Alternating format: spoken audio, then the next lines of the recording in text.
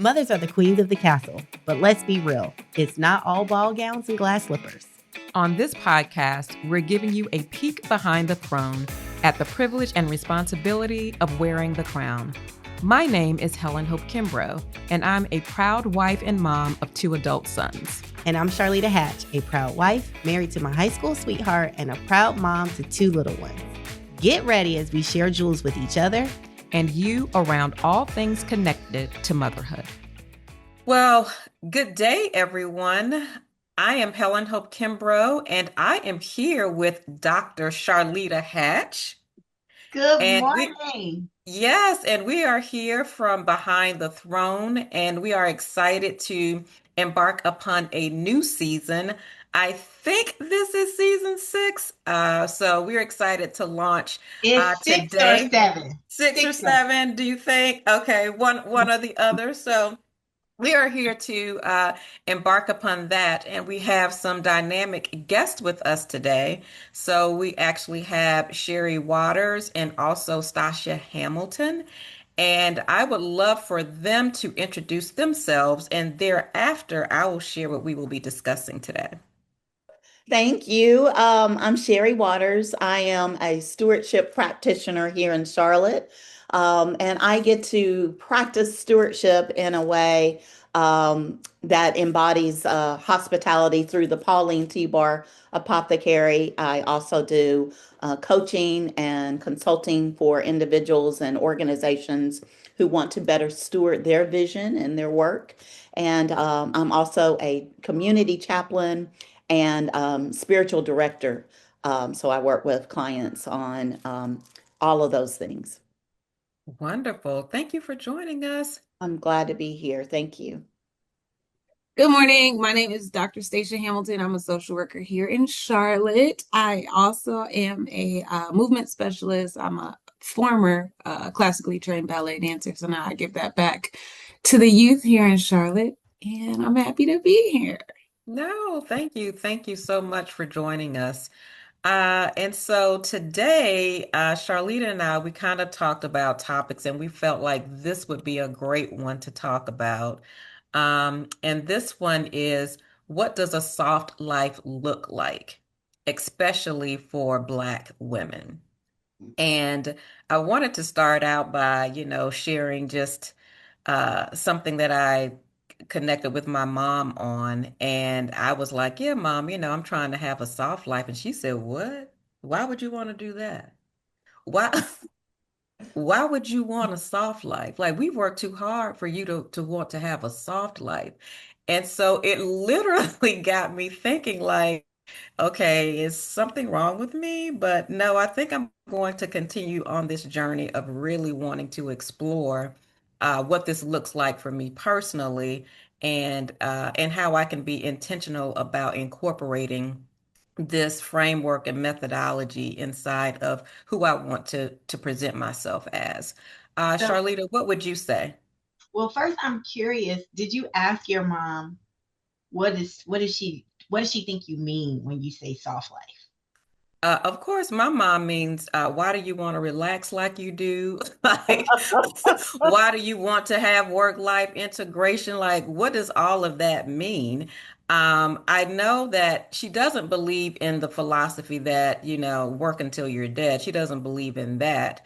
And she definitely does believe in taking rest breaks. But I just think she thought, you know what? That's something that's aloof to me. I don't really understand like what that concept. And so I actually think today we will be educating, people around what this is and what this looks like too, which is why we have Sherry and Stasha here today. Yeah, because I'm curious of whether or not sometimes, because I think everything is generational, right? And Yes. so there's like different Yes. views on that. But was she hearing lazy? She could have been. And so then it's like, why would you want, like, we work too hard for you to now decide you done with life and this is it and you just gonna relax? Or do we mean when we say, we don't have to be superwoman, we don't have to carry it all, it's okay to say no, it's okay to care about ourselves and not put ourselves last. Yes. And if you talk about it in that way, Mm-hmm. would the response be, why would you want to do that? You know, because I think people hear lazy, especially when women say it. And Yeah. look, let me be honest. When I say it, and I say I want to be a man. You know, I just want to have life like a man, where I don't have any worries. I don't everything's taken care of for me. I want to have a Father's Day, Mother's Day. You know, where I could just be by myself on Mother's Day and nobody's judging me. That's what I mean. Mm. And I have done that several times. So, like, yes, absolutely. Well, I would love to know, what our guest would define, soft life as, because again, I think this is an opportunity to educate up and out, because we do come into some of this terminology in different ways. And so, what does that actually look like? And whoever would like to start first, it's fine. Well, I'll go because I just had this conversation or something similar with my mom today. It happens to be her birthday. Oh, And Happy happy birthday, birthday. Mom. yeah, Mom. she turned Mhm. 76 today. And that was Pauline, Pauline's daughter, her youngest daughter, my mother, Marie. And I asked her, I said, Mom, what are you doing today? And oh, I'm staying busy. I'm doing what I need to do. I'm staying busy, is what she said. And I Mhm. said, okay, Mom. I said, I hope that you're going to have a sip of respite today. So I think exactly as you said, different generations see it differently. But for me, soft life really is how do we nourish our inner selves, our interior terrain?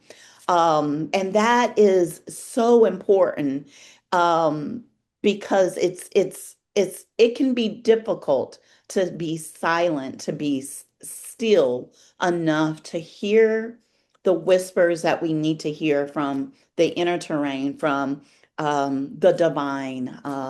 For me, God, hearing the whispers and nourishing that from the inside to live outwardly is really what soft life is. It starts with that. And in order to do that, you have to sit still. You have to embody some type of respite. Mm-hmm. Oh, nice. I love that. Respite. What would you say, Stasha? Yeah, I think for me, I think sometimes we use soft life and self-care interchangeably. I don't agree with that necessarily. I think self-care is a chore. It's a duty. It's an obligation. It's another thing on my to-do list. And my to-do list is already long. But for me, soft life is like a constant state of unconscious being, like just stillness, right? There is no thought effort put into it. My body, my central nervous system already knows what to do or not to do, right? My central nervous system is already saying, no, I'm not picking up the phone. No, I'm not getting in the car. I am just choosing to be still. So it's a shift within our mind, our heart, and our spirit. Mm-hmm. Okay. Oh, All that's right. so good. I feel like Helen is closer to being in her inner self. And I think I am what you're saying, the chore part. And I don't know how to have a soft life in the way in which you're defining. And I'm on a journey of trying to even start with what does it mean to not be as busy, and like the behaviors that you've learned of like what does it mean to like be like successful. But what my therapist helping me understand, I'm also using that interchangeably with love. Mm. Mm. So like how you Mm. talked about self-care and soft life. And so I'm like, I don't know what I'm doing. And this revelation just happened in November. So I'm like real fresh. Mhm. Um, but I can't even do yoga. And that's why I said Helen's probably closer to what does it mean to be in mindfulness. Yeah. Because Yeah. yoga stresses me out, which is the opposite of what it's supposed to do. Mm. Yeah. Yeah. Yoga is a calming practice, and it really is getting you in tuned with how you're feeling like internally too. And I know for me specifically, sometimes I don't even know my body's stressed, and when I pause and do like a yoga practice, and tears will just well up like from nowhere and just will pour out. And I'll just let it drop because actually that's what my body's telling me. I need to release this like into the atmosphere. And so that's what I do. which I feel like is important, and could also be a self-care practice, but also I'm looking at it too as a part of my soft life regimen. How about that? So let's say that. Yeah, and I Um, also think that means something is happening. If your hips are hurting, that means something is happening. If arms are hurting, limbs are hurting, that means something is going on, whether that be trauma response, whether that be stress, whether that be anything. Like your body's always going to tell you before your mind says, "Oh, I need to go to the doctor." Yes, yes, absolutely. So now that we're talking about, our body and self-care practices, but also what does that look like from, a self-care component as well? How would you define each of those? How would you define self-care versus soft life? So I think Stacia actually gave a really good kind of starting uh, Mm-hmm, metaphor about what the difference is, the distinction. mm-hmm, Um, and to go even further on the soft life piece, I I believe it is really again looking at how do somatically, and I just got my somatic spiritual companionship certification to help my clients through that. But it's looking at how does the energy flow from the inside out, looking mm-hmm, at both the mind, the body, the spirit, and working with, kind of cultivating and nourishing each of those pieces. So story, embodying story, embodying music, embodying movement, mm-hmm, soft, gentle movement. That is a part of somatic practices that helps with, I think, Stacia mentioned the parasympathetic, mm-hmm, sympathetic the nervous system. mm-hmm, So that anything that is nourishing that, the self-care is what we do, I think, on the for the outer appearance. mm-hmm, So mm-hmm. getting our nails done, getting our, going and getting the massage to work out some of the kinks, and that can be soft too. Mhm, I think the self-care is more kind of what do we want? How do we want to look? How do we want to look like? How do mhm, we want to present to the world? And the soft life is how do we want to show up? How do we want to be in this mhm. world? How do we Oh, want to I be like. present? Yeah, Can we yeah. go back to somatic? What does that mean? So, somatic is the practice of nourishing the body, mind, and spirit.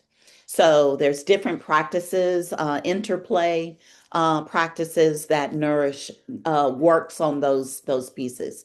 So, what I do as a spiritual companion is help people um, connect the mind, body, and spirit. It's kind of like what the YMCA talks, what they're about. But how do we nourish our spirit, our inner life? How do we cultivate that? How does that show up, as Stasha said, in our bodies? Where are we feeling the pain, the grief? Where are we holding those things and working those out and working it out through movement that is um what do I intentional movement like Tai Chi, breath prayer, breath meditation, contemplation. That's what somatic practices are. Mm-hmm. Yep. You want to add to that, Stasha? Yeah, I agree with everything Sherry said. I think that unfortunately, self-care is a cliche in my algorithm, right? It's the women with the bathtub with the roses, and I'm at the spa and I'm getting my hair done and my nails done and blah, blah, blah, right? It's a chore, it's a duty, it's just something else. And I do think self-care is exterior. It's something that we do to show that we're taking care of ourselves, even though I'm at the spa and my Apple Watch is going off, right? Mm-hmm. Even though Mm-hmm. I leave the spot and then I got 22 emails, I'm in the parking lot for 30 minutes checking my emails, right? So I think soft life is that act of like unconscious, like stillness. So I don't have, it's not on my to do list. My body automatically knows. that I'm turning my phone off. And my tribe knows, okay, she's Mm, practicing stillness. We're not going to bother her. No means no mhm, in this moment. mhm. So that's the difference for me. Okay. Yep. And I will also say, just knowing Stasha, you actually took like a couple of weeks off for the Oh, holiday. listen, absolutely. It's my reset is for everybody else, okay? Because you don't want me to not reset. The world doesn't need me out here unreset and uncalibrated. So yes, every January, mid-December, I take significant time off.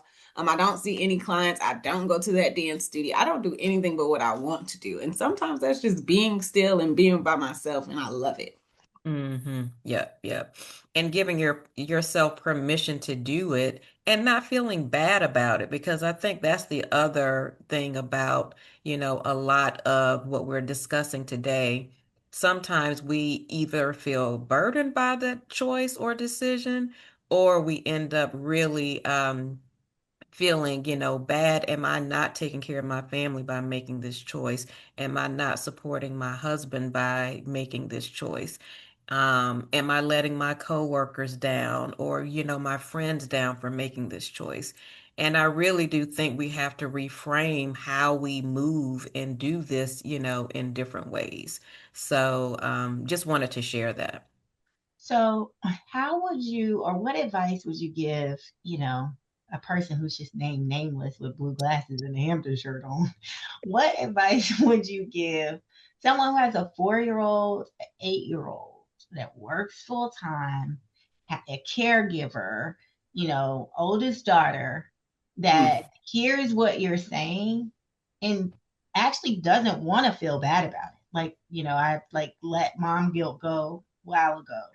Like, I didn't practice. I couldn't even imagine being like, I'm gonna just not think and just be, and don't ask me to come wipe you while I'm doing that. Like, how do you do that? Because self-care in itself, although be it a chore, is also hard to just schedule the time, even if your mind isn't turned off. But if you wanted to create a soft life with a young family, could you even really do that? Is that a reasonable expectation? I think in increments, absolutely. Like you're always going to be mom. You're always going to have to show up in places, mainly because you're just a Black woman living in this society, right? So you're always going to have to show up. But I think in increments and in practice, absolutely. Just as you went to parent today, right? We scheduled that out. We had full activities, full agenda.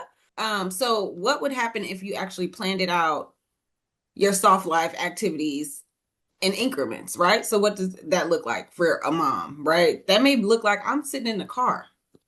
Nobody's in my car but me. I'm in the driveway. I don't know what I'm listening to. Depends on your mood that day. I don't know. But you're just being still, right? You're just okay, all right. It depends on your mood. It depends on your mood. But that's what that looks like. I'm about to hit this 3 minute song and I'm sitting here. Nobody's bothering me. They know mommy's in the car. Everybody's safe. Um, and it's just little increments that build lifestyle changes. That is so good. And I love that you said 3 minutes because you can figure that out, Yeah. right? And so it doesn't have to be like, oh, 3 week retreat, or, like it's just a intentional, time and space for you to reset. And sometimes it could be longer, sometimes it could be shorter. So thank you. And I also love, Sherry, when you lift it up, at least how I'm receiving it, is that if I am going to do an act of self care, can I intentionally also be mindful in that moment so it's not performative? Yes, yes. That's a good point, Dr. Hatch. And I'm gonna say too, I know this can work because I've done it. I was a single parent, divorced for 13 years and had three very active children. I'm an empty nester now, remarried, and they're all out the house. But I did it with three active children. And the way I did it was I scheduled it. I scheduled my time. I booked in my days. So my morning time was important. I got up before the kids got up. That my devotional meditation time first thing in the morning is sacred.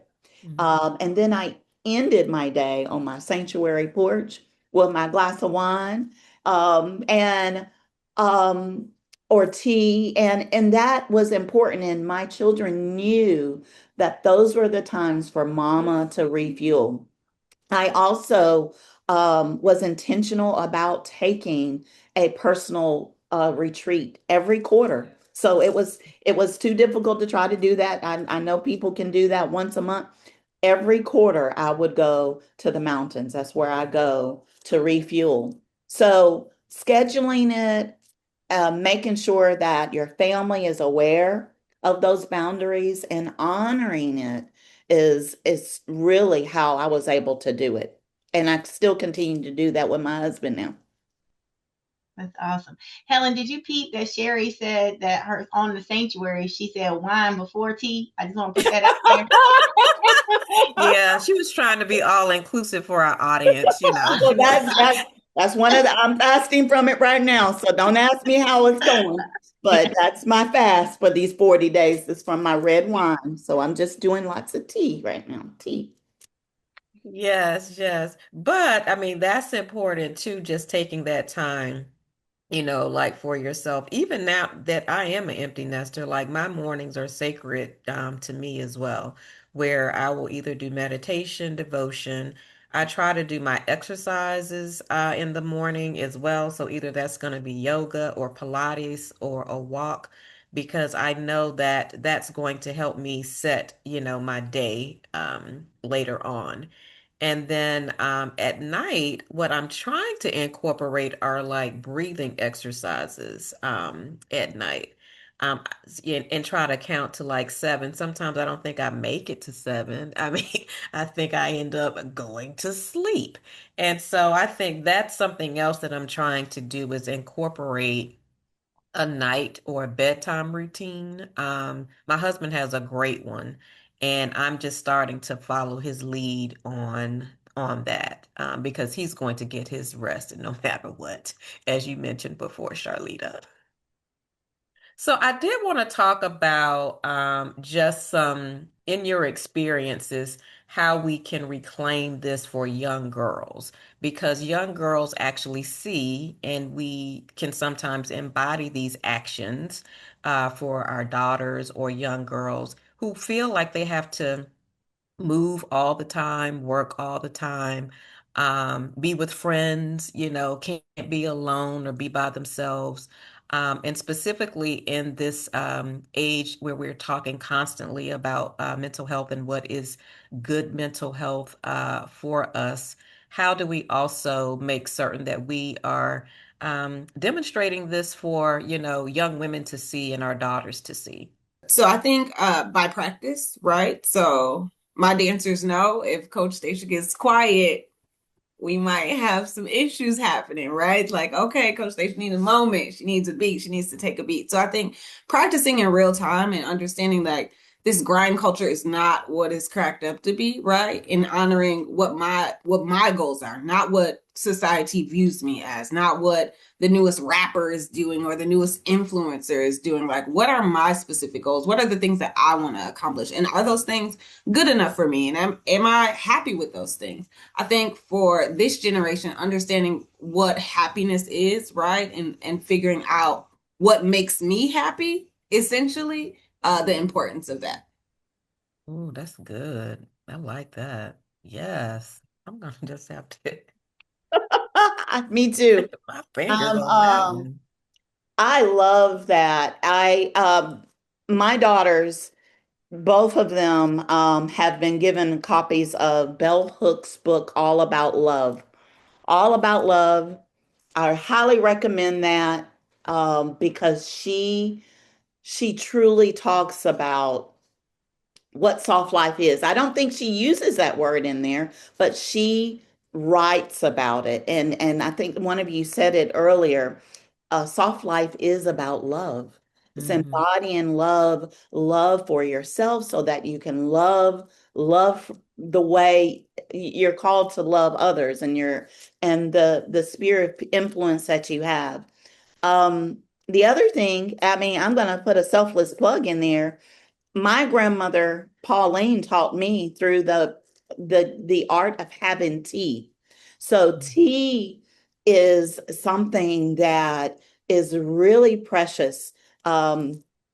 In helping people understand the gift of slowing down, of pausing, making tea, using tea as a meditation practice. I have, mothers and daughters and that come here to the Pauline Tea Bar to do that. And so practices and us demonstrating it is what's important. And I totally agree with what you said, um, Stacia, that taking or encouraging them to take a fast from social media because the messages that they're getting through social media, and what's constantly going in their ear and their sight are not are not really soft life. And Hmm. even scrolling through soft life reels isn't soft life because you're there, you're connected to the reels. So Hmm. it's really us practicing and demonstrating it. Yeah, yeah. Such good nuggets. So I guess we will close with, a lot of what we've been sharing and discussing today around what it looks like to have a soft life. How do we demonstrate that? We've already incorporated what we could do, from a 3 minute standpoint. So we could do that daily. That's a daily practice we could do. We've also heard about monthly practices or quarterly where you can take a retreat for yourself. But we've also talked about in this season right now of fasting that you could also, take a fast and it could be, something like a social media fast. And so those are just some things that we could actually do. But you could also incorporate, walking as well and movement that, as we've heard, also and taking a dance class. I love all the line dances, so I am there for any line dance. So, you know, And I just learned the Tamia line dance like 3 weeks ago. I have been trying for years and I've got it. So, I mean, if you you want to have just a dance, learned the Tamia line dance. if you want to have a dance off, let me know. I'm ready. I am ready. I don't even know. So I'm gonna have to look that up. I don't even know what that is. Yes, yes. So I think all of these practices and how we encounter ourselves, will help us, with having a soft life, but also incorporate self-care as well. So I will have Dr. Hatch close us out. Yes. Well, one, thank y'all for this space and creating this space. I think it's a great way to be in Black History Month as we go into Women's History Month and the intersectionality of that and how much that Black women have carried for this country and still carry for our communities. And what does it mean to reclaim and understand first what a soft life is and to honor that? And what I would challenge everyone listening is one, identify and define that for yourself, but then reach out to your sisters and really encourage them because so many times we don't see all the things we're carrying because we just do it. And when you have somebody who loves you, an act of love, and they say, hey, like, let me tell you what I heard and what we need to like protect our space and protect ourselves and to do this for our daughters is so powerful. So don't just create the soft life for yourself, but like do it with your village and your tribe because then I think it makes it easier to do. And we're actually healing and helping and probably breaking generational curses Mhm. when we do Absolutely. that. And so Absolutely. thank y'all for lifting up your voices. I would love for y'all to share. Maybe we start with you, Dr. Hamilton, how people can connect with you, and then we can go over to you, Sherry, so that if people want to explore more, they know who to call and how to do that. That was great. I appreciated that. I felt that. I received that. I'm open to that. Thank you. I needed that, you know? So from a therapy perspective, if individuals are looking for some counseling, they can just research Perry Counseling, Healing, and Recovery. From a movement-based standpoint, if individuals are looking for some movement-based work, I do that. And they can email me at withoutwordsllc@gmail.com. You can find me at the Pauline T. Bar Apothecary in Charlotte. My LLC is Ienate, IENATE, LLC. And on my website, ienate.com, you'll see all the information about the services that I provide, particularly with spiritual companionship, interfaith spiritual companionship, and work with helping you with some of those practices that we talked about. And we're on Instagram and Facebook, and we are constantly hosting holistic wellness events that help people create space in their lives for the soft life. Awesome. Well, Love thank it. you all. Thank y'all for joining Behind the Throne. Be sure to like, follow, comment, and subscribe wherever you're listening to your favorite podcast. And with that, we will see you on the other side. Bye, y'all. Bye. Thank Take care. you. Thank you for listening to the Behind the Throne podcast. Be sure to subscribe to our channel and comment below with your feedback. Check out future episodes from us as we discuss motherhood from babies to adults.